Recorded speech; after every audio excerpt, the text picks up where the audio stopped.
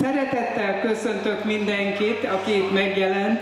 Külön köszöntöm a Rozmaring együttest és a Müller Mártonné Julikát, aki lehetővé tette nekünk, hogy itt most fellépjünk. Szeretnék néhány mondattal bemutatkozni.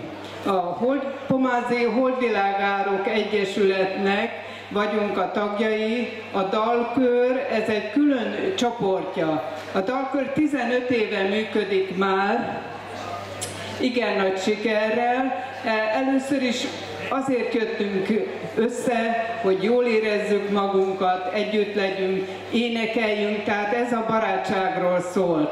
Aztán annyira kinőtte magát, hogy ide is, oda is fölhívtak minket fellépni, és úgy alakult, hogy aztán meg is mérettettük magunkat, és már igen sok eredményt elértünk, aranyminősítést, zsűri előtt, több elismerő oklevelet, úgyhogy így erőteljesen, tehát jól működünk.